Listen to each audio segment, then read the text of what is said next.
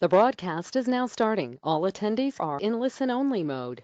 Well, good afternoon, AFTA members and industry friends. Thank you so much for joining us this afternoon.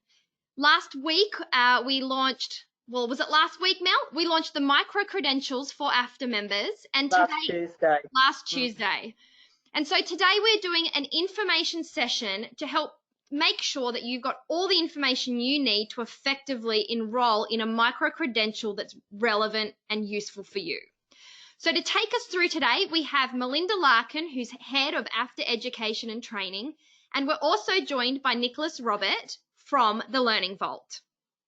Thanks so much for joining us, Nicholas. You're welcome. Great to be here, Joe.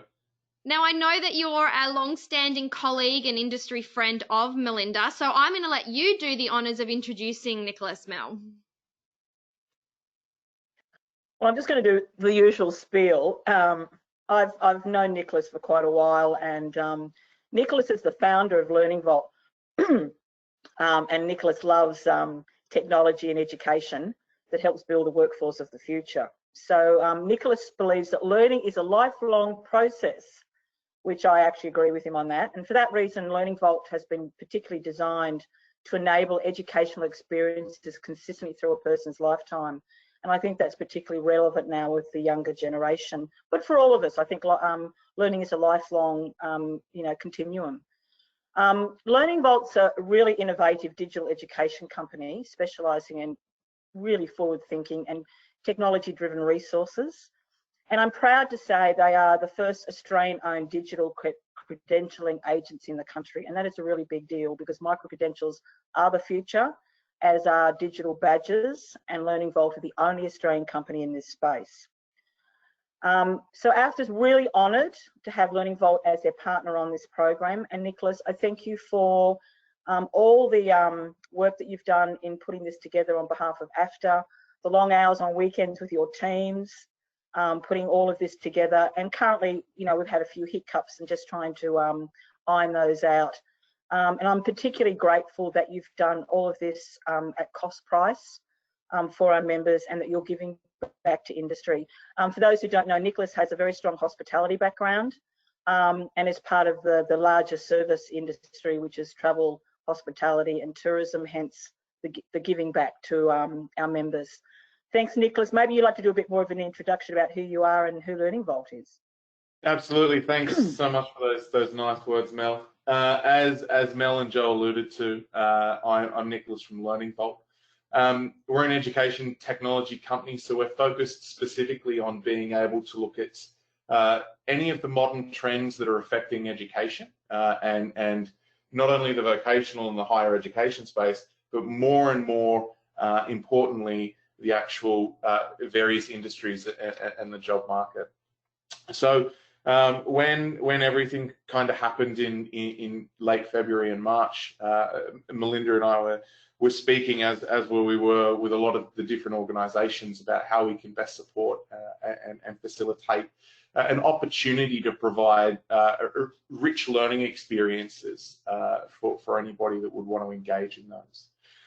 So one of the things that we did was we created a micro-credentialing program with our good friends at AFTA. So today that's what we're going to talk you through. So we've built a quality solution for AFTA, as I said, around that micro-credentialing courses, and they're all offered to you, and they're offered to you at cost.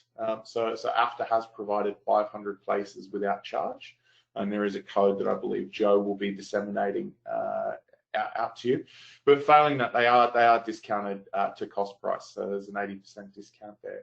But one of the things that we really wanted to go through today is more of an understanding around what micro-credentials are. And the reason why is we've received a lot of feedback from different members within the AFTA network, as well as the wider community, really intrigued and interested as to what they are, and very grateful for the opportunity to have an education made available to them, but also wanted to understand more, I guess, of the depth and brevity relating to what a micro-credential is. So what I thought we'd do today is go through what micro-credentials are, and then just jump straight into the platform and walk you through how you would enroll, what's available to you, what a digital badge is, how you can share that, and why it's turning into a mega trend, and why AFTA is really excited to be walking down this road. Okay, so what I might start off with is what we're going to cover today. And what I want to look at is a couple of key questions, I guess. So what are they? Why do they exist? And what could this mean for the industry as a whole? Because I think these are all really important questions to understand. So what is it then? Whenever we try and find out what anything is, sometimes it's easiest to look at what they're not first. So they are not a full qualification. They are not part of a full qualification, so a skill set. They're not even a full unit of competency. They have nothing to do with the Australian qualifications framework. And the reason why that's important to understand is because it strips away our preconceived ideas and notions of a formalised education structure. And what we want to look at is micro-credentialing is a small component that looks at an individual proficiency and how mastery of that proficiency can be explored. So it could be considered a nano degree. It's often referred to as a digital badge, even though a digital badge is what you receive at the end of it. And sometimes they're often referred to as a MOOC. So a MOOC actually stands for a massive open online course. So there are some prestigious universities that offer MOOCs, but again, they're in a micro-credential capacity. If we look at what a definition could be, and bearing in mind micro-credentials have only been around in the not too distant past, it's hard to pinpoint down what a definition actually is. But we define a micro-credential as a certification of assessed learning that is complementary to or a component of a knowledge or skill. Effectively, it's a bite-sized chunk of a full-blown skill or a credential, hence why it is called a micro-component of that.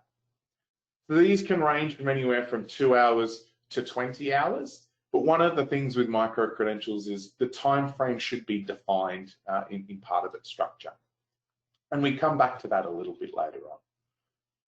But first, it's important to understand why are micro-credentials taking off? They're fast-paced and they're industry-specific. They are typically low cost compared to formal education. Their duration literally relates to the proficiency of that skill only. They're safeguarded by the fact that they're typically industry endorsed or organization endorsed. So what I mean by that is Microsoft offer their own micro-credentials. So they're safeguarded by the fact that it is a Microsoft credential or IBM, etc. From a financial perspective, as I said, they're low cost and their skills gap closing, because again, it's an individual proficiency to help a person understand a skill that they need. One of the things that has been more emergent, I guess, in the last 5 years, which is where micro-credentials have really started to accelerate, is the need for just-in-time training for a workforce. And an example I'll come to a little bit later on, but I'll touch on it now, is coaching in the workplace. I might have a new colleague start or a colleague that's previously been in another area of the organisation. I understand that proficiency quite well because it's in my day-to-day role. And my manager or business owner might actually say, you know what, Nicholas, I need you to train this person next week on how to be able to use this particular system, or how to mass market email to our client base, or whatever that proficiency might be. So what I can do is I can enroll into our coaching micro-credential, and I can absorb everything relevant to that particular proficiency in a short duration of time, be accredited by that in terms of getting that micro-credential, but then being able to practically apply that in real time within the workforce over a very short period of time, as opposed to traditionally going to a face-to-face environment or enrolling in a 3 to 6 month course relating to that.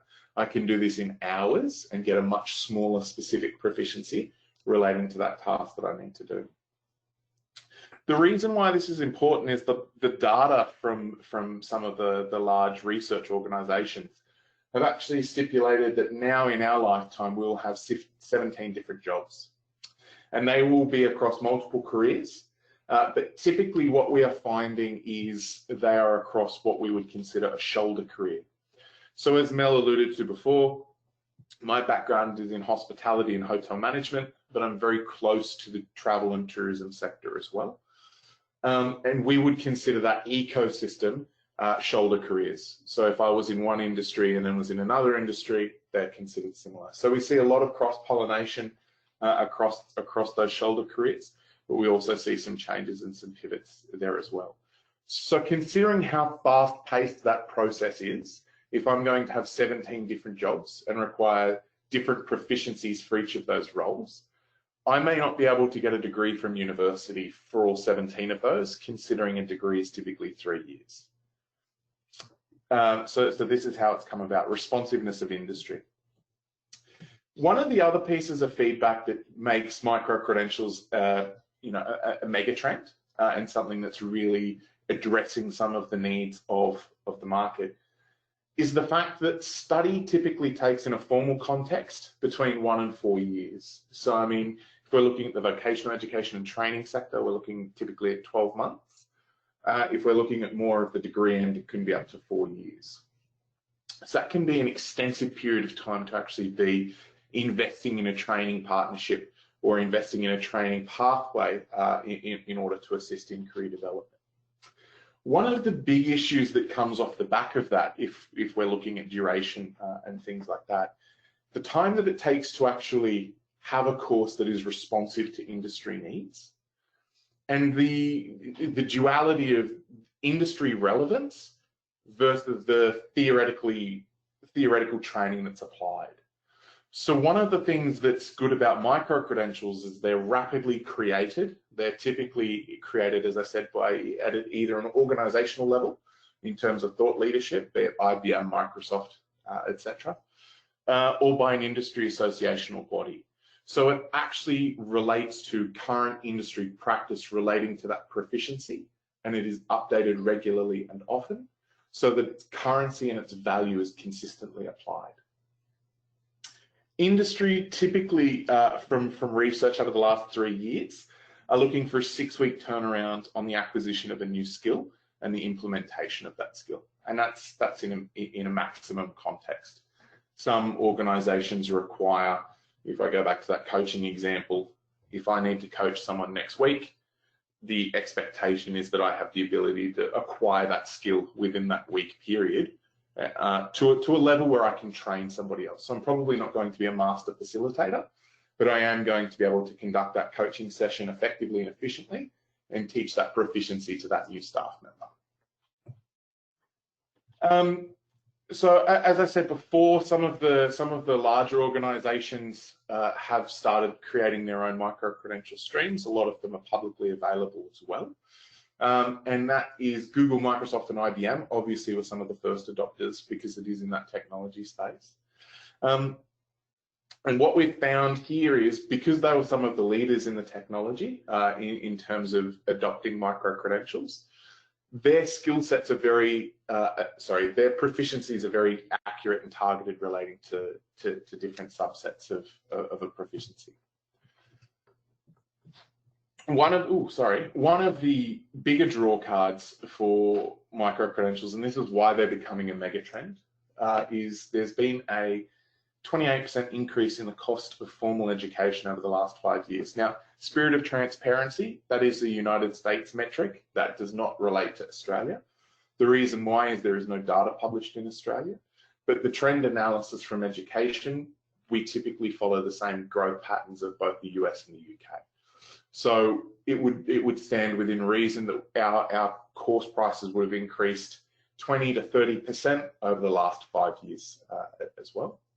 And then there's that cost benefit analysis of if I'm traditionally investing $10,000, $20,000, $30,000 in a qualification or a degree program versus being able to enroll in a multitude of short courses, be that $50 to $200, and be able to pick and accumulate a rich tapestry of proficiencies that are ultimately going to help me in whatever vocation I choose, that's where we're seeing a lot of the variations and differences, and a push globally towards micro-credentialed activity.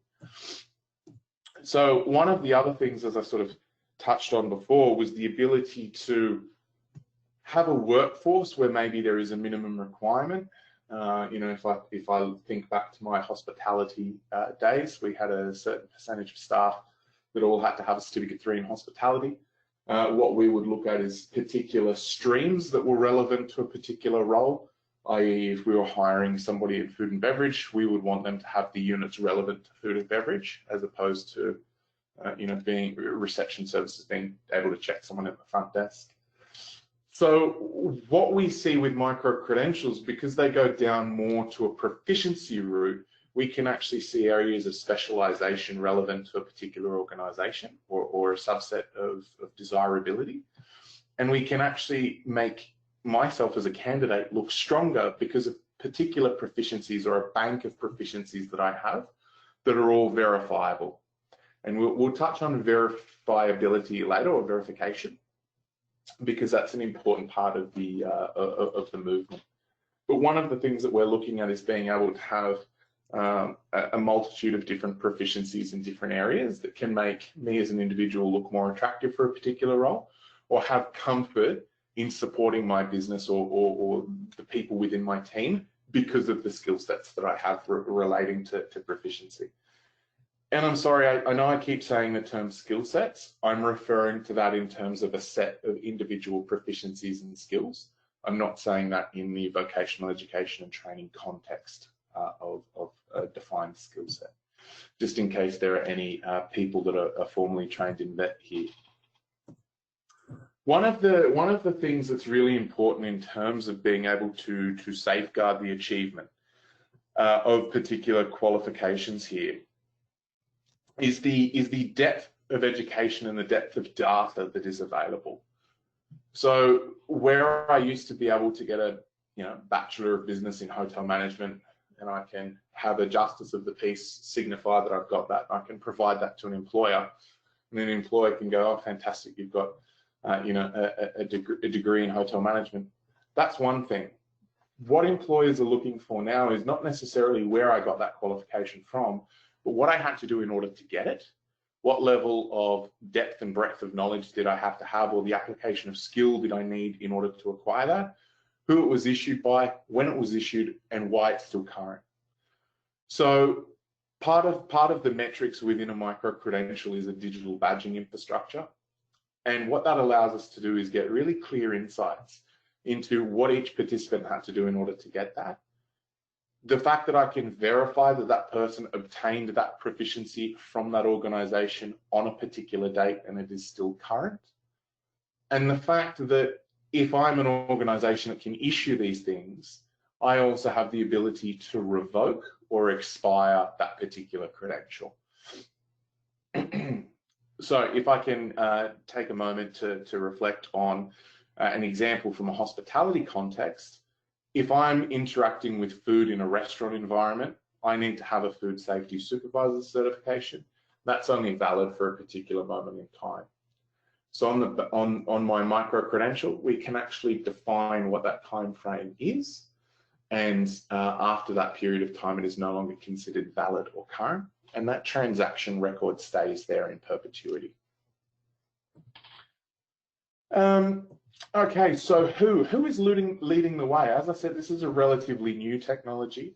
There are a lot of Australian registered training organisations that are looking at moving down into the micro-credential route in line with their vocational education and training qualifications.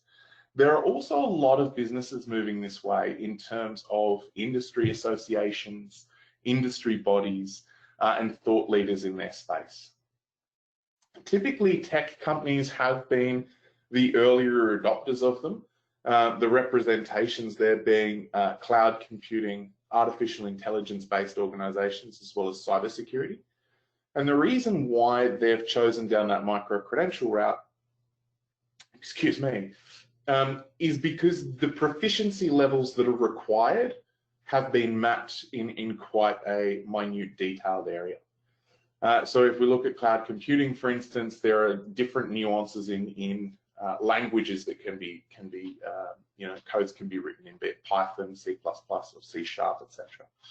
So if we look at the travel sector, we can definitely see that there are nuances there that we could literally look at targeting from a proficiency perspective as well. There are other industries that are hopping on board. So business, particularly healthcare, as well as advanced manufacturing, have started doing a lot in terms of mapping their own workforces and looking at how currency and ensuring a spirit of professional development and continuing professional development happens through a micro-credentialed program. Some of the bigger issues relating to this, we can't talk about a subject matter without talking about some of the issues with that as well, is anything that is heavily regulated. It becomes really complex and hard for anybody to look at creating courses relevant for doctors, dentists, or lawyers because of their level of regulation, other than those that are the actual industry regulators or industry bodies themselves. So what we have found in that particular space is organisations will actually have their own academies or their own structures that hold weight and hold value relating to an educational program. One of the things that we touched on before is credibility, and I guess this is where things become a little bit complicated.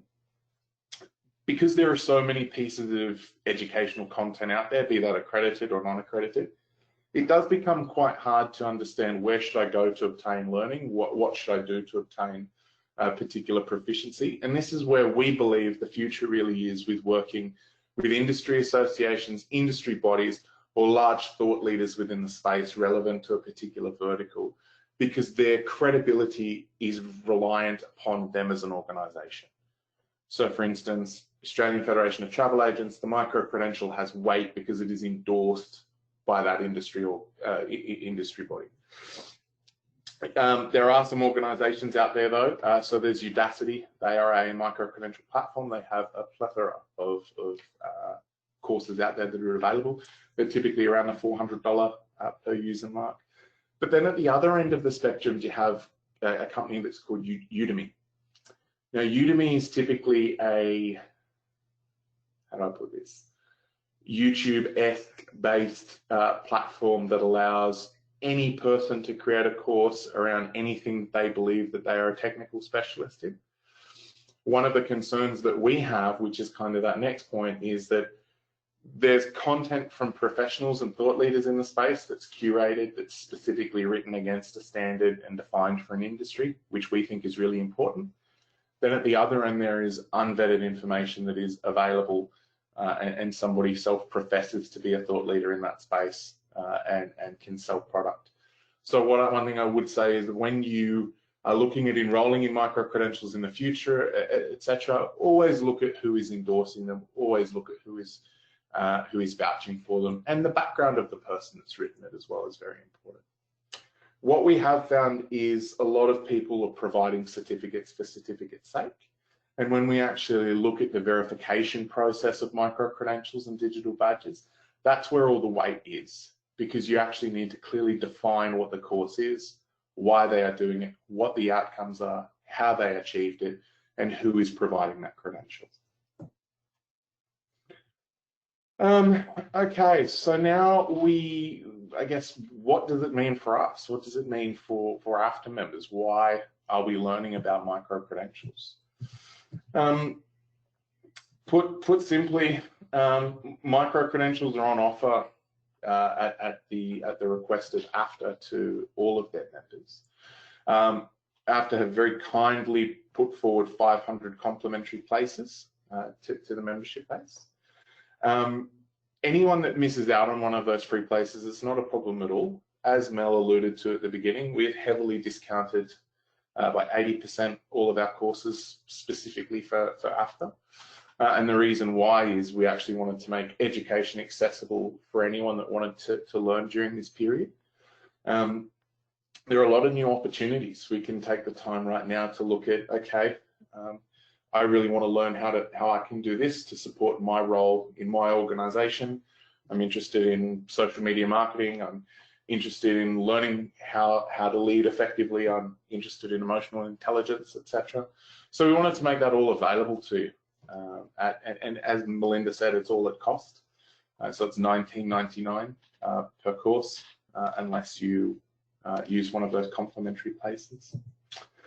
The courses that we typically have made available, so there's 60 to begin with, there's 10 added more each week. There will be hundreds over time. But typically we've looked at the areas I mentioned before: social media marketing, leadership and management proficiencies, emotional intelligence. One of the big things that we've made available, and it's available for free always, so it will not be one of those places that is complimentary. The program is complimentary, and that is called Breathe In, Breathe Out, and it's all about mental well-being at this particular moment in time.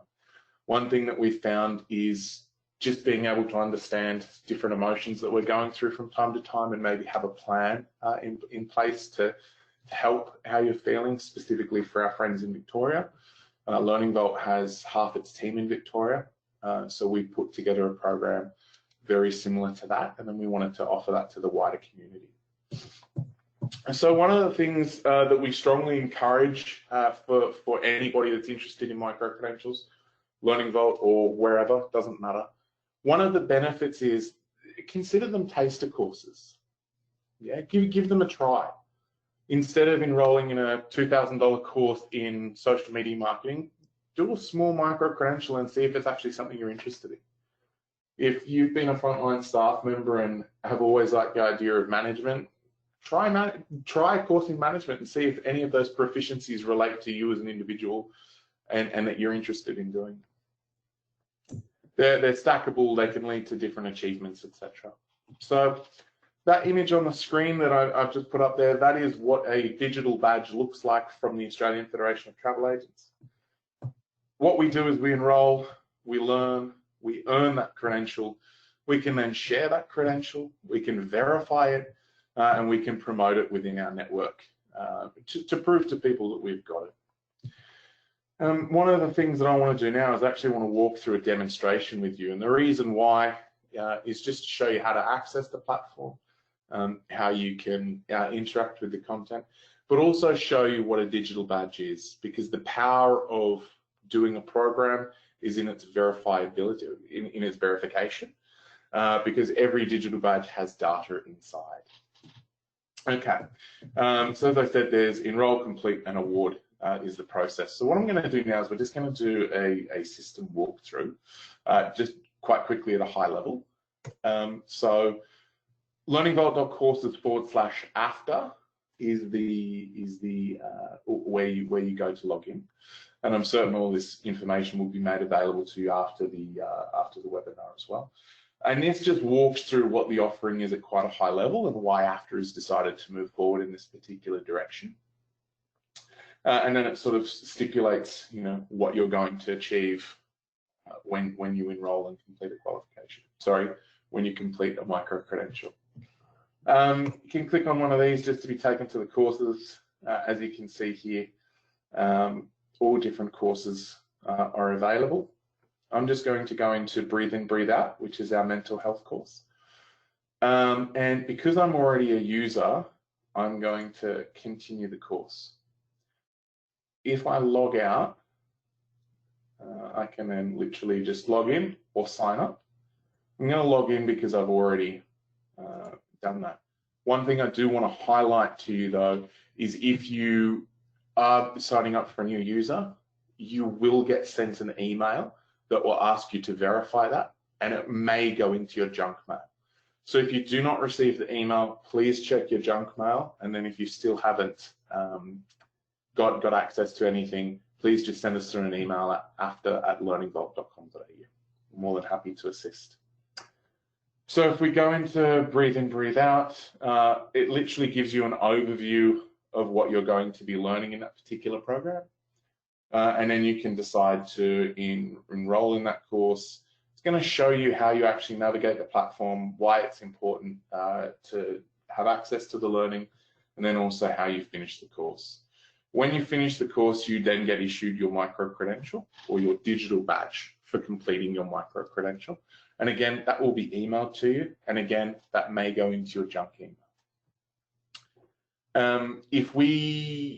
In your email, you'll receive your actual digital badge. Let's say you're being awarded your digital badge. You can download it or you can create an account. We strongly recommend creating an account because it's from there that you can actually share all of your digital badges with the wider community. So I'm going to show you that process now. So sign up for a personal account is where you'll need to go. Again, you just click on the links and it will take you here. I'm going to sign in because I already have an account. My account is going to look quite different to everybody else's because mine's more of an administration account. If we go to badges, this is the page that you're actually going to see. So I'll just hide some of the other badges that I've been awarded. So I come in here and I've received my coaching and mentoring digital credential or digital badge for completing my micro credential. I can just turn it over here and I can either view my badge, I can download my badge, or I can share my badge. So if I click on share, I can just immediately share it on LinkedIn. And if I click that, it will open in LinkedIn, my LinkedIn account, and I can click share in a post.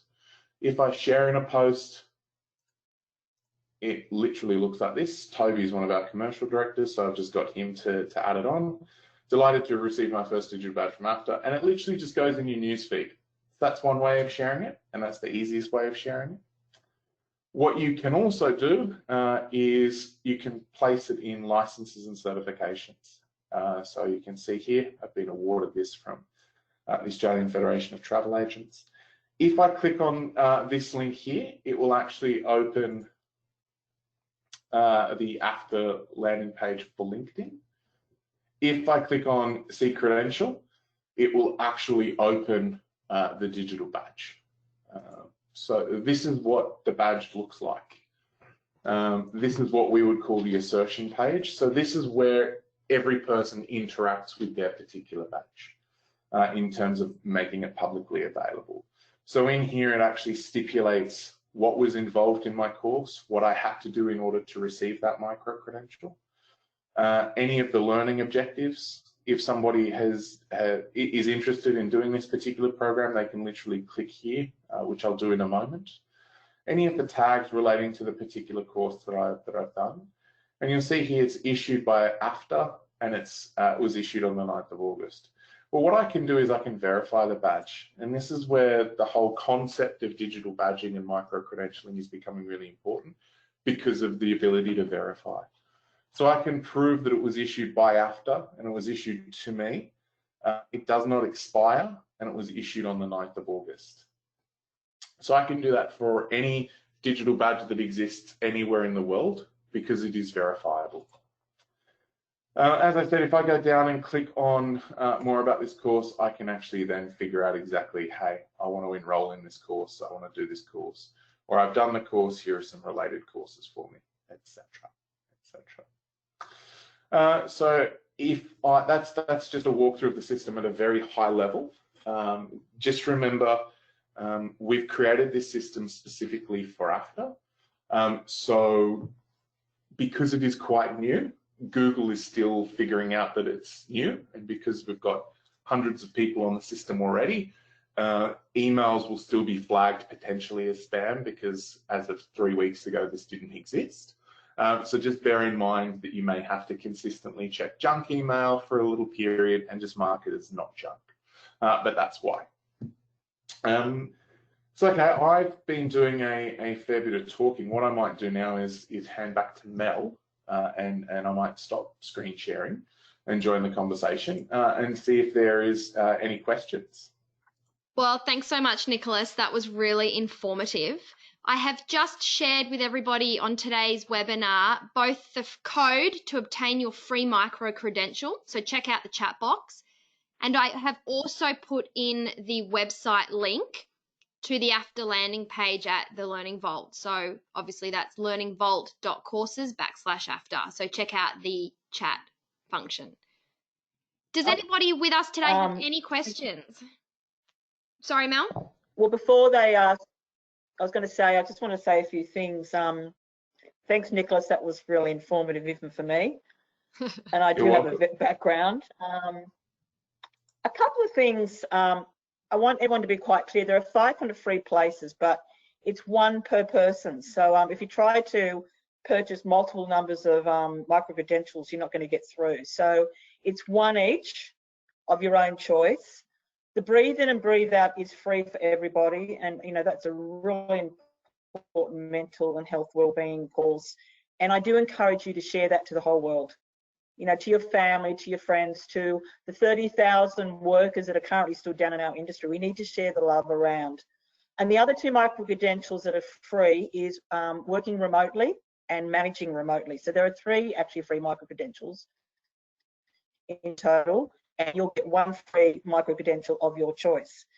And yes, I know for a lot of you, 1995 probably is a lot when you may not be working or are currently not, your business is not bringing any income in, but don't forget, this is education and learning and it's tax deductible. So you need to think with that hat on that, yes, I can do these things and I can upskill and cross-skill because I'll be able to claim it back on my tax later. So I want you to be very mindful of that. With the login, we've had a few problems. Many of you have been trying to log in with the ATAS membership numbers. That's not going to work. So don't even think about it. It's just like anything else. Like if you're shopping online, you've got to set up an account. And Nicholas is right. You'll be sent a verification email to your email address of where you put in the account. And yeah, many of them have gone into probably junk mail. I know for a fact there's probably 30 of you right now that have signed up but have not verified that your accounts are ready to go because perhaps the email's in the junk mail. So when you sign up, you must verify before you can even start working on going into the platform. Nicholas, that's correct, right? 100% correct, yes. Great. And then on that technical question, I was just going to throw it out there, a question from Holly, hi Holly, thanks for joining us, who's asked, do you need to find a course first or do you need to create an account first? And I know this has tripped up quite a few people, so perhaps you'd like to explain that process, Nicholas.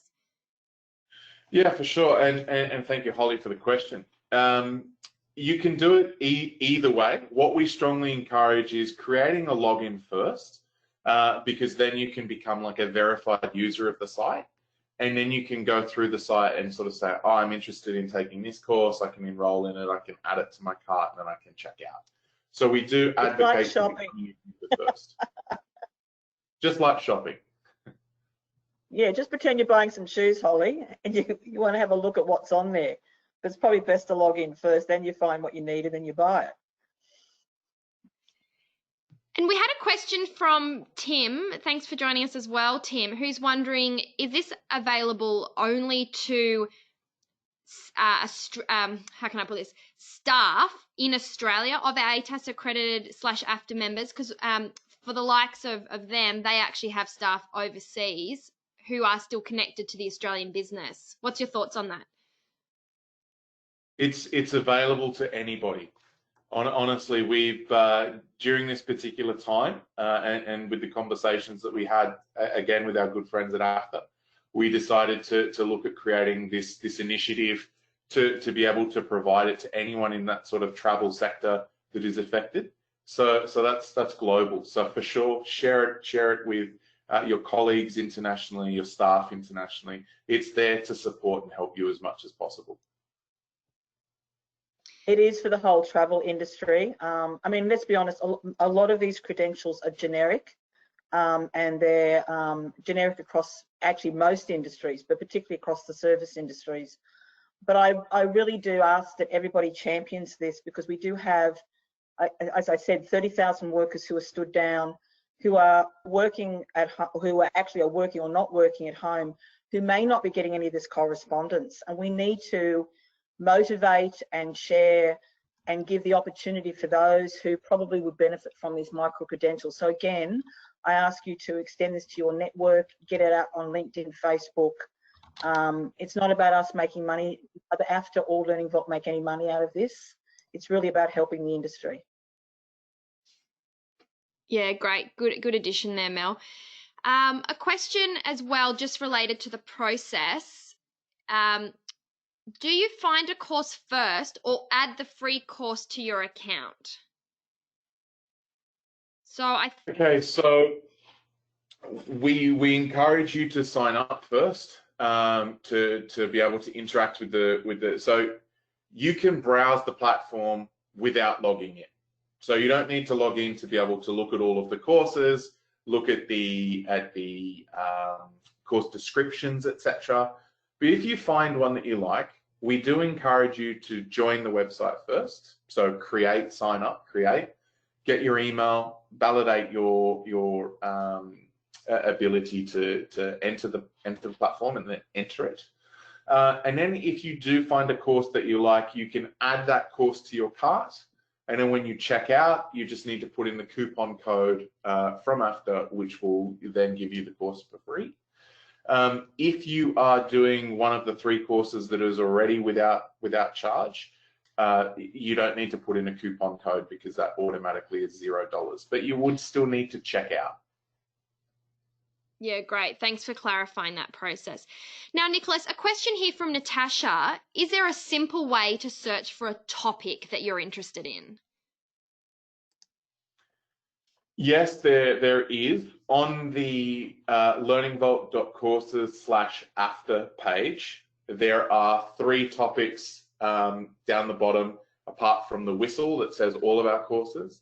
And from memory, and please don't quote me, there is social media, there is leadership, and then there is another function. Marketing?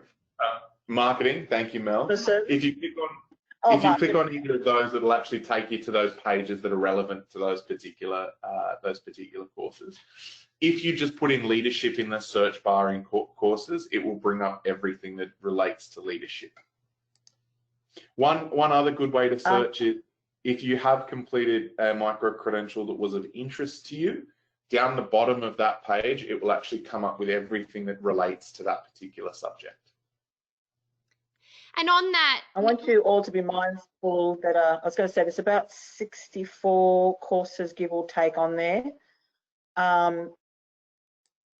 We spent a considerable amount of time choosing the types of micro-credentials long-term that you'd all be interested in, and there's going to be a wealth of micro-credentials around marketing and social media, and sort of high-level areas of customer service and managing risk and all sorts of things. But eventually there'll be about 250, but initially there's 60. So if you can't find something now that you want, I'm sure it's coming. We just couldn't load everything at once. This is not possible. and in terms of identifying... Sorry, Jo. You're fine. We have a question here from Jackie. Some of the courses are 1 of 3, 2 of 3, 3 of 3. Is there an easy way to find those related courses? Is it just that we're not being able to locate them? Are they recommended? That's a good question. So anything that's in a series, and bear in mind, you don't need to do the whole series. So just because it says 1 of 3 doesn't mean you need to start with 1 of 3. 1 of 3 typically would be for your understanding the subject level from the ground up.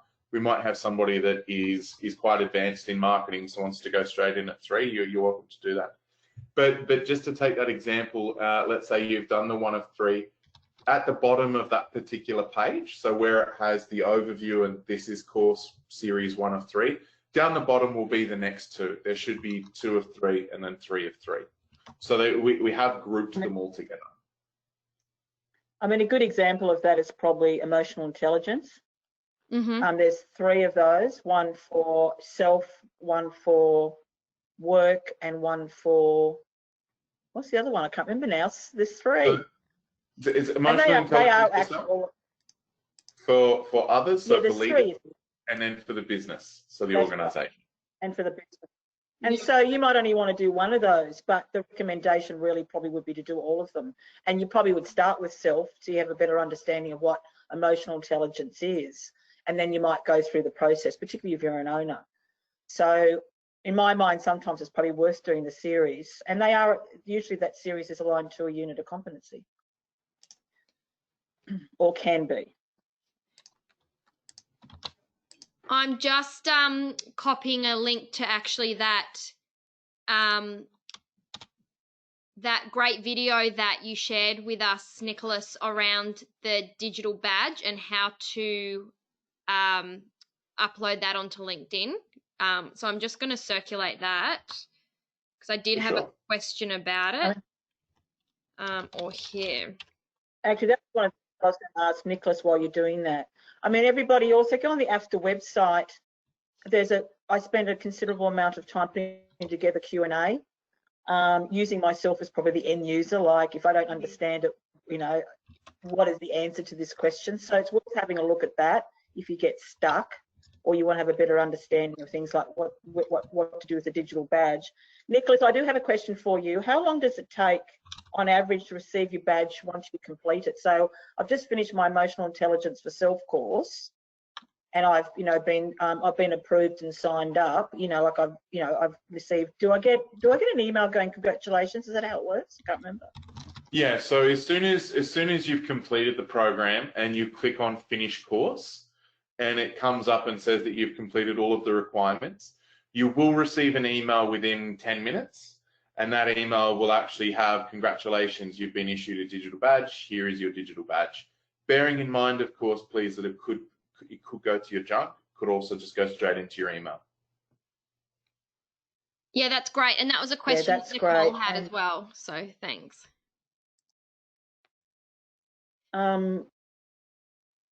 The other thing I was just going to expand on is that, while these are learnings, there is for each one of them a test or a quiz, as we call it. And in order to be proficient, you have to get all of them right. And that is, I really want everybody to obviously, go into the micro-credentials, get the learnings, have an understanding, and then do the quiz. Do not panic if you don't pass the first time. You have at least 10 goes, and my understanding, and Nicholas will confirm this, is they're the same sort of questions, just changed around a little bit. Is that right, Nicholas? That's correct. That's correct. The idea is not to trick you. The idea is to ensure that any of the learning has actually been retained and applied. So we're not trying to trick you. We're not trying to get information that's not relevant or part of that learning experience, or something that we believe that you should be able to know after reviewing the information. So don't panic. We're here to support and help and guide you through, and you do have multiple attempts. And it is important that we have that in place, because we need to make sure that the micro-credentials that we're offering are credible, and that the digital badge that you receive, you deserve, because you've done the work. Absolutely. A question. And congratulations to all of those already. Yeah, I've got Alan on here. He's just enrolled in Social 101, so well done. He's worked it out. That's great. And a couple of other people are commenting that they're really excited to get started. No, fantastic. As I said to you before, guys, like, we literally put this together with AFTA to try and make education available to anybody that wanted to engage with education during this time. So it really has kind of been a passion piece from Learning Vault's perspective, and obviously with our good friends at AFTA wanting to disseminate that. So I encourage you all to interact with it as often as you want. It is there for the industry, by the industry, being AFTA. So it's there for you. Awesome. Well, Rosemary's just said that she's created and verified her account without any difficulty. So there we go. Awesome. Awesome. This is good to hear. Go, Rosemary. Woohoo! Can we have more of you? Well, I would be very good at it. We'll put you on next week. Everyone. Okay. And well done, Cheryl, who's also registered for her first course. Great stuff. And Daniel, well done. That's great. Now, Nicholas, is there a particular order that people should do courses, or they can just jump in, find anything that's of relevant interest to them? Anything that's of relevant interest to them. One thing that we would say is we do define on each course the level of complexity that it is. So we would encourage you just to look at that as well. The reason being is we do have some up there that are considered advanced. Advanced typically means that you either do something similar in your job role, or if you do not do something similar in your job role, but it's an area of interest, we would encourage you to do a course before that is relating to that. So typically they're relating to your leadership and more of your financial or risk management modules. And the reason why is as micro-credentials explore quite complex theories and practical applications. So there does need to be some working knowledge beforehand. But again, we would have, so if we had an advanced unit, an advanced micro-credential, there would be an intermediate stepping stone for there as well. So no, you can start anywhere you would like. We just strongly encourage you to have a think about each course and have a look through to make sure that the level of complexity is aligned to where your level of mastery currently is. So if you're starting off, which is fantastic, we would encourage you to start at a beginner level so that you can build those stepping stones and master success over time. Because if you try and go in at the advanced level, you're probably going to find it less enjoyable because it's more complex. So build up to it. Yeah, that's great. So do you think then if they do a beginner level, it would also be worth going and doing the immediate and then advanced level like that? Or if they've just done the beginner, that's enough and they could move on to another topic? Absolutely. I mean, the first thing I would say is if you do the beginner and you enjoy it, then yes, definitely continue. If you didn't like it, maybe pick another subject area to explore. But if you found the beginner level insightful and interesting and sort of the right level of complexity, we would then encourage you to go intermediate and then advanced. If you were doing a beginner level course and found it quite easy and you accelerated through the program very quickly, and you found it a little bit tedious, we would strongly encourage you to go straight to advanced. Yeah, that's great. Yeah, it depends on, exactly what you think. I mean, on average, Nicholas, the advanced are about 8 hours, is that right? Yeah, typically 6 to 8 hours, but they build on complex issues relating to advanced understanding to begin with. So if we take risk, for example, and we're talking about an advanced course in risk, it is implied that you already understand different risk models, the ability to create risk management hierarchies, etc., etc. So that is understood going into that particular course that you would need to have that. Basically building of knowledge, Correct. basically. Correct. Okay. Correct. Yeah, that's really helpful. Okay. Now, Alison has... But they're not. Sorry, Mel, go on. Oh, sorry. No, you're No, right. that's all right. I've forgotten now. Sorry, everyone. Sorry. I know what I was going to say. I was just going to reassure everybody again, because it's something that I had a pet hate, is once you've started your micro-credential, you've gone in, you're doing your 8-hour advanced marketing, whatever, and you've gone, I've had enough of this, I'm tired, I'm going to go and have a glass of wine, you can actually come and go as many times as you please. So there's no time frames on this. I mean, I hate it when you go into things and it expires and you have to start again. So you can save your work and come back. And if you do it, if you don't want to do it for 2 weeks, you don't do it for 2 weeks. So I'm just letting everyone know that that's a plus in my mind. Okay. Sorry, now, Joe. No, you're fine. I'm getting a few questions from people, and actually this will probably be really good learnings that we can feed in as the site develops. A couple of members are saying it's a bit difficult to find courses earlier in the series. So, for example, how do they search for one of the easier courses or search for the harder courses? Okay, that's a really good question. What I'm going to need to do is take that away to our developers and make sure that there is a really easy way of being able to bring up a series, because I don't think at the moment we've got that as clear as I guess you guys are wanting it. So that's definitely something that we can look at introducing for you. Yeah, that I think that would be really Nicholas, useful. Nicholas, I've got a question. Are all the series there in total, or there's still some of them coming? Yes. No. No, if we... Sorry, what I'm saying is...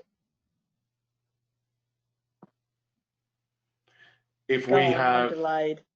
If we have like a beginner and intermediate course, we will not publish those until we also have the advanced. So we will never do one of 3 and only ever publish 1 and 2. We always publish all of them.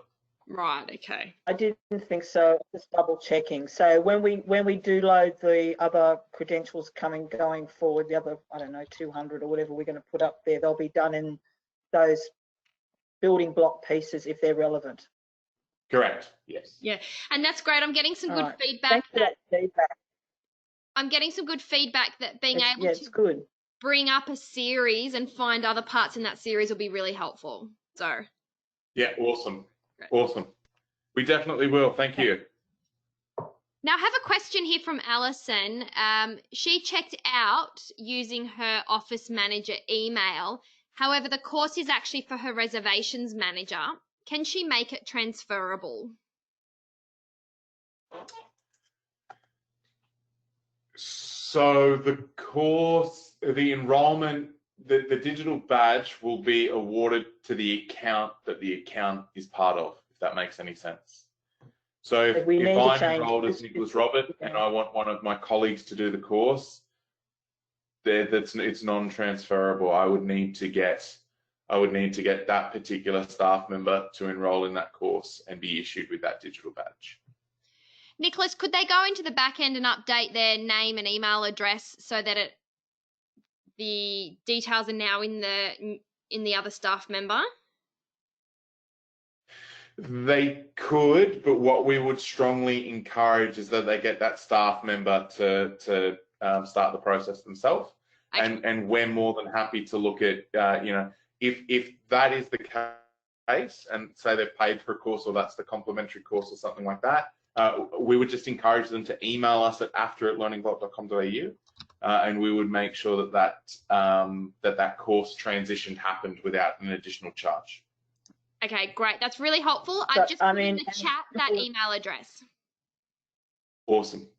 The example of that's Belinda, who's one of our staff members. She actually logged in under AFTA, and then she changed it to her personal email address, and when she finished her micro-credential, it wasn't happy. So, yeah, it doesn't like being changed. So if you've got staff who want to do the micro-credentials, then tell them to log in for themselves and put in the voucher number. Just to explain why that happens, from a technical perspective, it creates an error because there are 2 addresses. So it literally creates a conflict between the 2. So it won't send automation to either of those addresses because there's 2 in there. And that's why we advocate for creating individual accounts. Just makes it easier.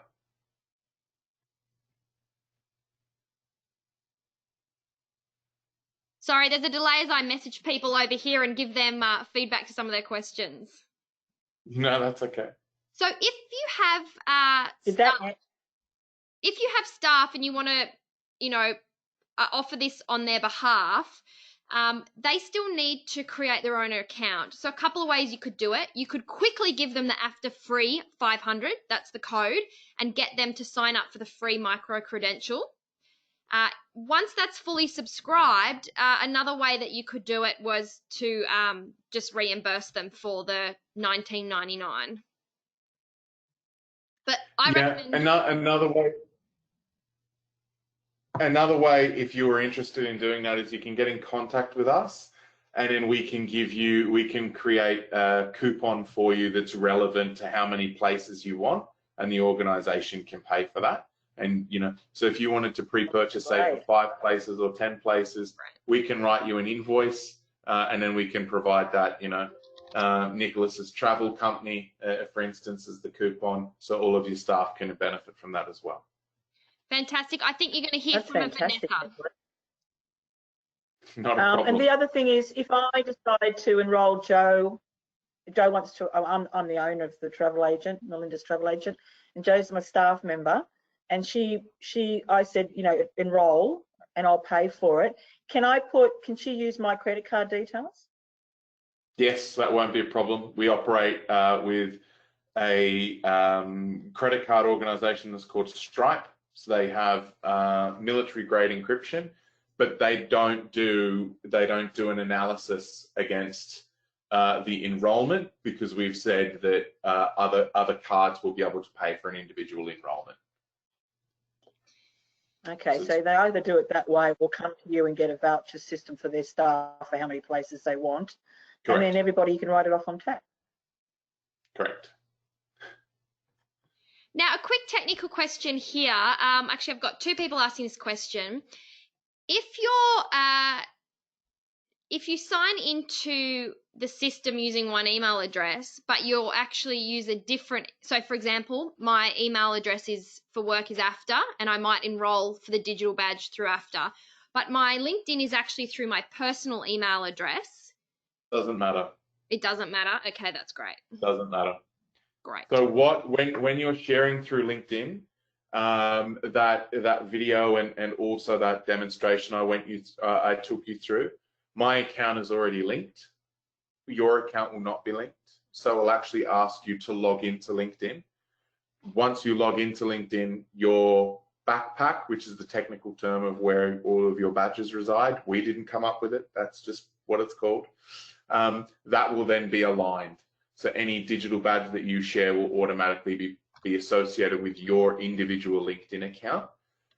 It's also important to note that if you get issued a digital badge from another organization in the future, you can also import it. It doesn't need to be that same email address. You can combine them all over time. That's not an issue. The whole program has been designed around the concept of lifelong learning. And as Mel touched on before, we are the first in Australia to offer digital badging as an Australian organisation, because it's an Australian tech stack that we've created.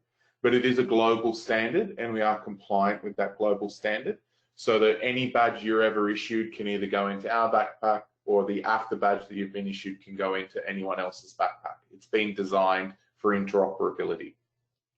That's incredible. So innovative. Thank you.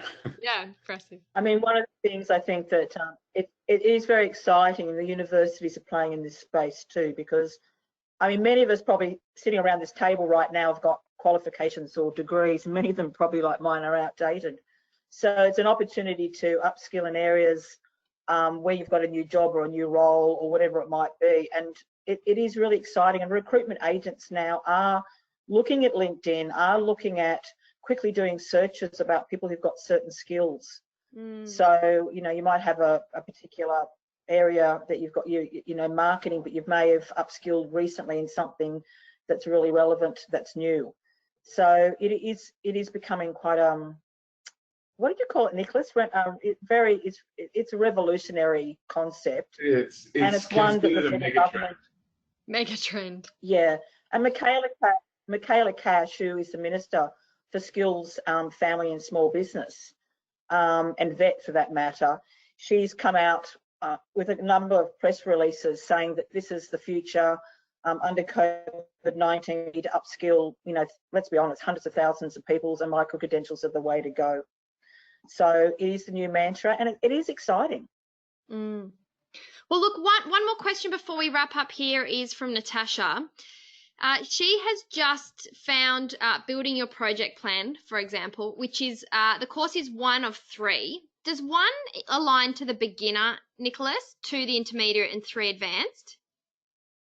So they are progressive steps, yes. Okay. The reason why I say typically that would be the case, but it might be the first one is intermediate. Sorry, the first one is beginner, 2 and 3 are intermediate. Okay. It could just be all 3 are intermediate or all 3 are advanced. If we are going to have a beginning, intermediate, and advanced, they typically will fall into 1, 2, and 3, or 1, 2, 3, and 4 being one in beginner, 2 and 3 intermediate, 4 advanced. Really helpful. And then it's $19.99 per each level, isn't it? Yeah, so each micro credential is its own course. So each course is $19.99. The thing is, you might not actually need to go through all of the different levels.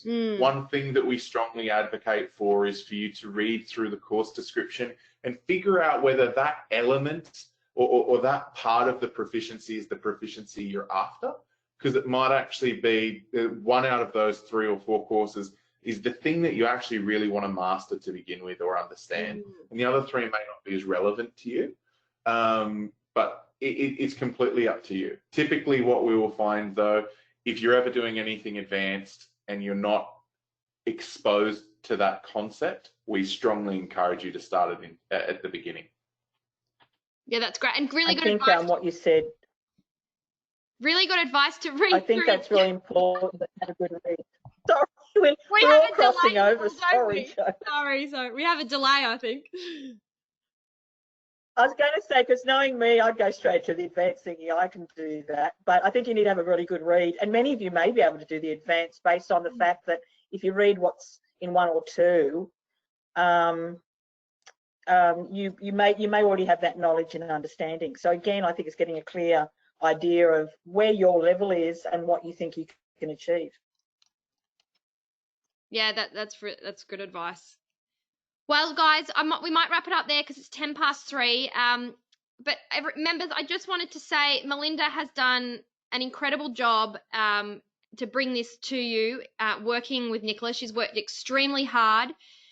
She's really passionate, a passionate advocate for education and training, and is just purely been driven by the fact of wanting to upskill and cross-skill you during this really difficult time. So Mel, thank you on behalf of members for the work that you've done for them.